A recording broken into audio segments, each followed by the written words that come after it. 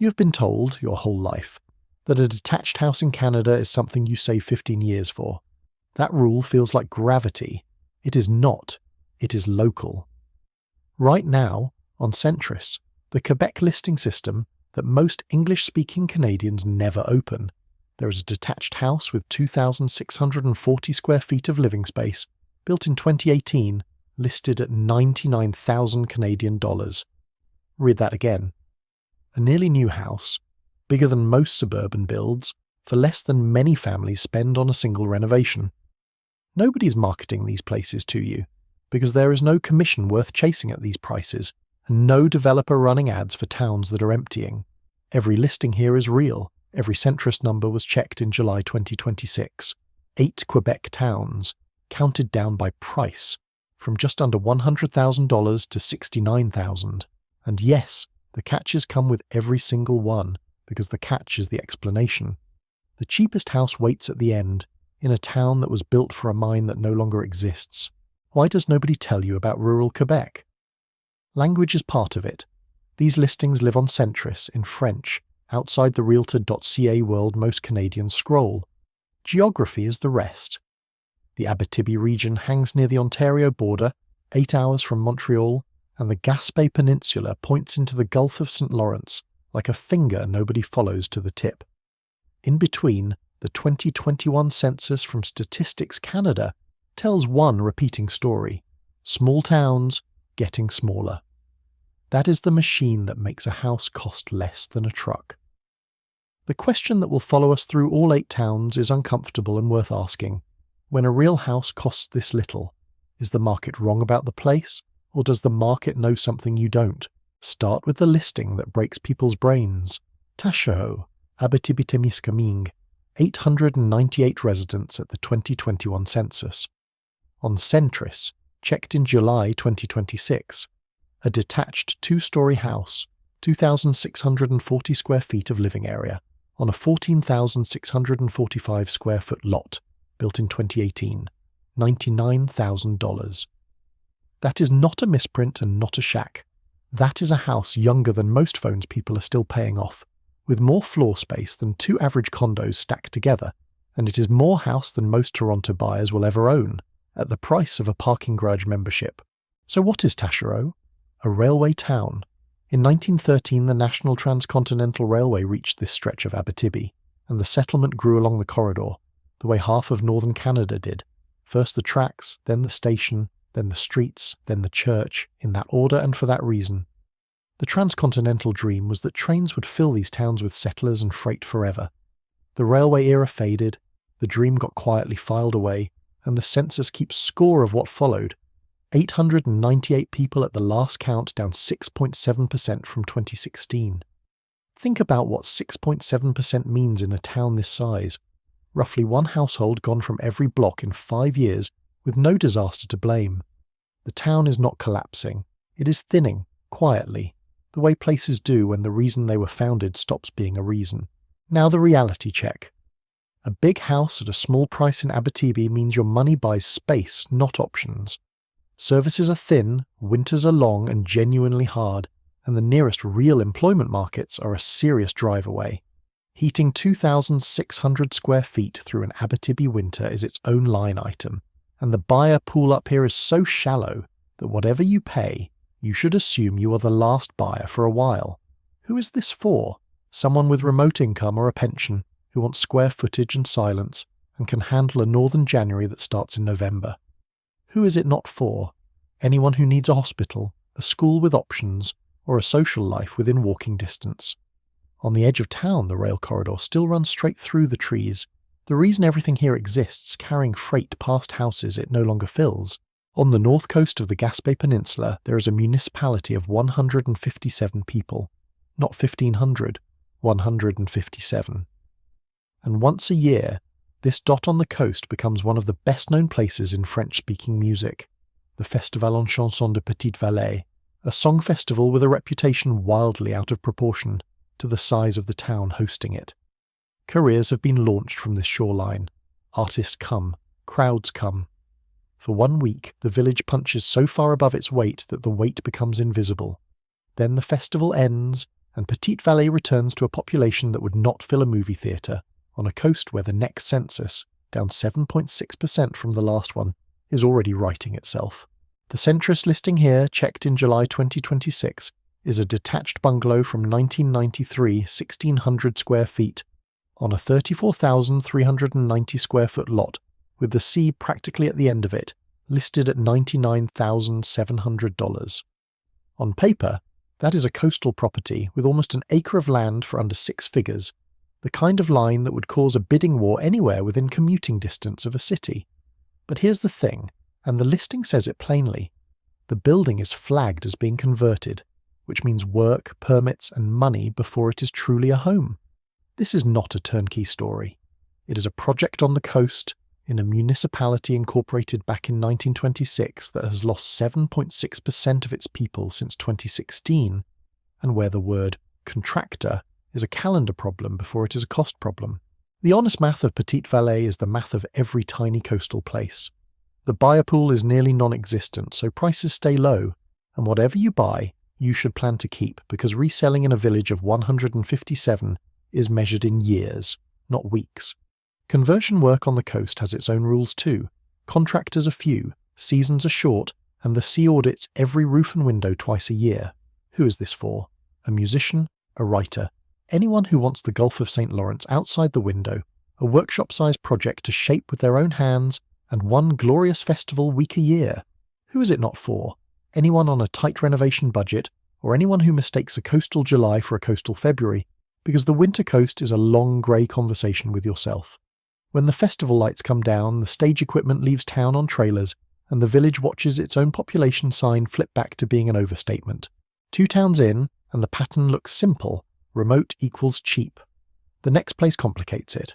It has a hospital, services, thousands of residents, everything the first 2 lack, and the cheap listing there measures 480 square feet. What does that buy exactly? Chandler is not a village. It is the second most populous town on the whole Gaspé Peninsula after Gaspé itself, 7,490 people at the 2021 census, down less than 1% from 2016, which by regional standards is practically stability. There are services here, real ones, and a history tangled enough that the town briefly stopped being Chandler at all. Reorganised under the name Pabos in 2001, before the old name won its way back in 2002. So why is Chandler on a list like this? Because of what the cheap listing actually is. On Centris, July 2026, a detached bungalow listed at $89,000, built in 2019, 480 square feet of living area. A nearly new build the size of a large hotel suite.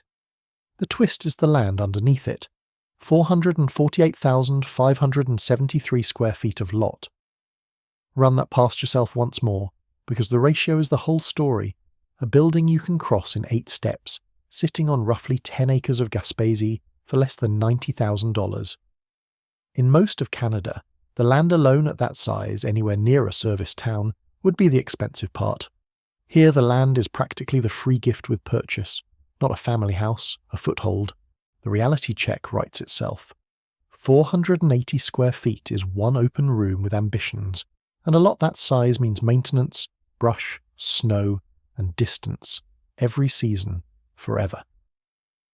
Chandler softens those edges more than anywhere else on this countdown, because the town itself is real. 7,000 people means schools, services and shelves that stay stocked, and a census that barely moved between 2016 and 2021. Who is this for? Someone who wants land near a functioning town with services minutes away instead of hours, and who treats the tiny bungalow as a base camp to build from. Who is it not for? Anyone who hears house and pictures bedrooms, plural, or who is planning to host Christmas. At dusk, the little bungalow sits in the middle of its 10 acres like a lit matchbox on a dark table. The smallest warm thing for a very long way. Témiscaming was never supposed to be a spontaneous town. It was built deliberately in 1921 when the Canadian International Paper Company raised a planned company town beside its new mill on the Quebec-Ontario border. Streets, houses, everything laid out by the company, for the company, in the era when corporations believed a well-designed town produced well-behaved payrolls. Garden City ideas imported into the bush. A century later, The town it built is still there, 2,368 people at the last census, perched above Lake Témiscaming, at the edge of two provinces at once, close enough to Ontario that the border is a bridge, not an abstraction. The listing tells you what a Centris does to company town real estate. Centris checked July 2026, a detached bungalow from 1958, 1,589 square feet, on a 7,843 square foot lot, listed at $88,000. A real family house, mid-century solid, 3 generations of paint on good bones, in a town with actual industry history, for less than a mid-range SUV loaded with options. And yet the market shrugs, because Témiscaming sits far from everything English Canada considers a career map, pressed against the Ontario line at the foot of its lake, and the census shows the slow leak, down 2.6% since 2016. Not a crisis, a tide going out slowly enough that everyone has time to pretend it is not. Here is what the listing doesn't tell you. A mill town lives and dies on one employer's decisions, and remoteness that feels romantic in July feels different in February when the nearest big city airport is a half-day drive. A planned town also ages as a set. When the houses were all built to the same standard in the same decades, their roofs, pipes and windows tend to raise their hands at the same time, and the local trades calendar fills up fast. Who is this for? A worker in the regional industry, a retiree from Ontario who wants lakeside Quebec at Ontario 1990s prices, a family that values a paid-off house over a commutable one. Who is it not for? Anyone whose plan B requires a city inside an hour. Down by the water, the mill still steams over the lake it has faced for 100 years, and the town's front doors still line up the way a company draftsman drew them, waiting for shifts that grow smaller between censuses. 4 towns down, and every price so far has bought something odd. Too big, too small, too flagged, too remote. The next one is different, and on paper it is the most normal house of the entire countdown. 4 bedrooms, built in 1910, under $80,000. But its village lost 12.2% of its people in 5 years. That is not decline. That is evacuation pace, and it is happening in one of the most beautiful valleys in eastern Canada, at the far southern tip of the Gaspé Peninsula, where Quebec leans against New Brunswick. 2 rivers meet, the Matapédia and the Restigouche. Salmon anglers know this junction the way golfers know Augusta. House hunters have never heard of it. The valleys funnel together here into one of the most quietly beautiful corners of eastern Canada, all cedar slopes and clear water, and the border is simply the far bank.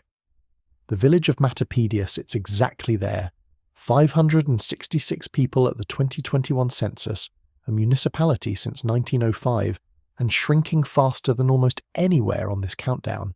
12.2% fewer residents than in 2016. 1 person in 8 gone in the time between 2 censuses. The house is the kind that stops your scroll. Centris, July 2026. A detached 1.5-story home from 1910, 1,410 square feet, 4 bedrooms on an 8,145 square foot lot, listed at $79,000. A century-old 4-bedroom family house, the kind that raised generations, in a green river valley famous among people who fly in with fishing rods for the price of a used pickup truck. Let that sink in, and then let the census number sink in beside it, because the 2 facts are the same fact wearing different clothes. The family homes are outliving the families. A village losing 1 resident in 8 every 5 years is a village watching its school, its clinic hours and its store shelves negotiate their own futures. The reality check is that the valley's beauty employs guides and lodges in season, and not much else in the other 8 months, and a house built in 1910 will hand its new owner a to-do list written over a century. Wiring, insulation, foundations that have opinions. Who is this for? Someone whose income arrives by wire or by pension, who fishes, or who simply wants 4 real bedrooms and a porch over a storied river for less than the cost of a city bathroom renovation. Who is it not for? Anyone who needs the village to still look like this in 20 years, because nobody can promise that and the census suggests otherwise. In the evening, the 2 rivers keep braiding together under the bridge, indifferent, carrying salmon past a village that is quietly getting out of their way. Some town names are poetry. Normétal is an invoice, north plus metal. The village was created in 1937 for exactly one purpose, the Normétal mine, and the name never pretended otherwise. No saint, no founder, no river. just the two words that explained the paychecks. For decades, the arrangement worked, the way company arrangements do, with the mine setting the town's clock and its confidence. Then, in 1975, the mine closed, and the reason for the town's existence was subtracted from it, cleanly, like a line item removed. 50 years have passed since that subtraction, which means most people living here today have spent their whole lives in the after. 778 people remain on streets built for the payrolls of a different century. Here is what the history does to a price tag. Centris, checked in July 2026. A detached two-story house from 1948 on a 5,000 square foot lot, listed at $77,900. And one word in the listing matters more than all the others: repossession. A bank owns this house. Somebody's plan here already failed, and the property is being sold by the institution that inherited it. That is not a detail to skip past. It is the difference between buying a home and buying the end of someone else's story. The reality check on repossessions is always the same. Sold as seen, histories unknown, surprises included at no extra charge. A house from 1948 has had nearly 80 years to accumulate quirks, and a bank selling it has zero interest in narrating them.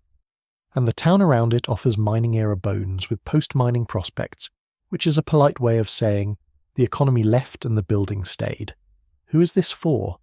A cash buyer who can absorb surprises, wants Abitibi property at the price of a used sedan, and knows how to inspect a 1940s house with honest eyes and a moisture meter. Who is it not for?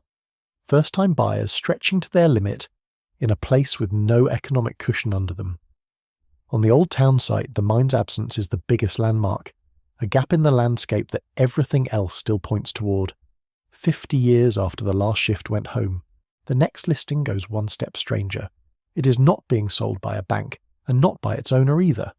A court is selling it, in a village of 290 people. What does it mean when justice itself becomes the real estate agent? Authier, Abitibi, Témiscaming, 290 residents. The village carries the name of Hector Authier since 1918, honouring the man they called a father of Abitibi colonisation, the promoter who talked thousands of settlers into believing farms could be carved from this clay and forest. It was one of the great internal migrations in Quebec's history, families boarding colonisation trains north, with government pamphlets promising land and a future. Some of the future arrived, most of it went elsewhere. A century later, the belief has 290 heirs. The property here is genuinely substantial. A detached two-story house, 1,904 square feet, built in 1925, on Centris in July 2026 for $73,000. Nearly 2,000 square feet of Century home for the cost of a new compact car, in the very region Hector Authier spent his life promoting to settlers who arrived with everything they owned in a wagon. The house was 3 years old when the name went up on the village. It has outlasted the colonisation era, the farm consolidations and most of its neighbours. But the listing carries the phrase that explains the number: judicial authority. This sale runs through a court, estate, debt, dispute. The file does not say, and the price says enough. When a court sells a house in a village of 290, the market is not bidding. It is standing quietly at the back of the room. Who is this for? Patient buyers who understand court-supervised sales, with a notary on speed dial and no deadline pressure, because judicial processes move at judicial speed and appeals move slower. Who is it not for? Anyone who wants a clean, fast, ordinary purchase, or who needs neighbours, employers and services in bulk. The reality check is the village itself. 290 people means you will know everyone. Everyone will know why you came, and the nearest everything is a drive. The house waits either way, 5,758 square feet of a lot going soft under the poplars, while paperwork somewhere decides its future. Houses are patient in Abitibi. They have had a century of practice. Every list like this ends somewhere, and this one ends in the mountains. Murdochville is the anomaly of the Gaspé. While every other town clings to the coast, this one sits inland, alone, in the Chic-Choc Mountains, because it was never built for the sea. It was built for copper. Incorporated in 1953 as a purpose-built mining town, it worked exactly as designed until 1999, when the copper mine closed and the design failed all at once. the town that had one reason lost it. 643 people at the 2021 census are still writing the epilogue. And here is the cheapest verified listing of this entire countdown, the number this whole journey has been counting down toward. Centris, checked in July 2026, a detached 1.5-story house from 1954, 1,200 square feet, on a 5,300 square foot lot, listed at $69,000. A real house, built in the town's first optimistic year of existence, mid-century in town, for $69,000. It sounds like the deal of the decade, and your suspicion is correct. This one is a repossession too. In Murdochville, even the bargains come pre-owned by disappointment. But Murdochville refuses to be only a cautionary tale, and that is why it stays with you longer than the towns before it. The mountains that made it isolated also made it a wind energy and backcountry ski outpost. The town has spent 25 years learning to be something its founders never drew on the plans. That is rare. Most single industry towns get one story. Murdochville is attempting a second one, in public, with the first story's houses as its inventory. Who is this for? Someone early to an idea that a mountain town with houses under 70,000 might be mid-transformation, and that the bottom of a market is only visible afterwards, in the rearview mirror. Who is it not for? Anyone who needs certainty, employment density, or a coastline within sight. The reality check is that the mine is still closed, the population is still small, and a repossessed house is still a repossessed house, whatever the mountains around it are becoming. Stand on the ridge above town in the evening and the logic of the whole list assembles itself in one view. Streets laid out for thousands, lived in by hundreds. Mountains that hid copper, now holding wind turbines that turn slowly against the last light. A town sign that still announces a place with confidence, the way town signs do, whatever the census says. And down there, a 1,200 square foot house with a bank's name on the paperwork, waiting to cost someone $69,000 and a leap of faith. The lights that are on burn steadily. The ones that are off have been off for a while. A nearly new house of 2,640 square feet, just under $100,000 at one end of Quebec, and a repossessed mining town home at $69,000 at the other. Same province, same listing system, same July. The question was never whether these prices are real. They're on Centris with file numbers. The question is what you are actually buying, a house or a seat in a town's next chapter, with no guarantee the chapter gets written. So be honest in the comments. Which of these 8 would you actually buy with your own money knowing the catch? And one more thing, because it needs saying out loud, do not buy a house because a guy on YouTube told you it was cheap. Verify the listing, hire the inspector, read the court file twice. If this kind of tour, real numbers, named sources and the catches stated up front, helps you see the Canada nobody advertises, subscribe. The listings change fast, and the quiet towns are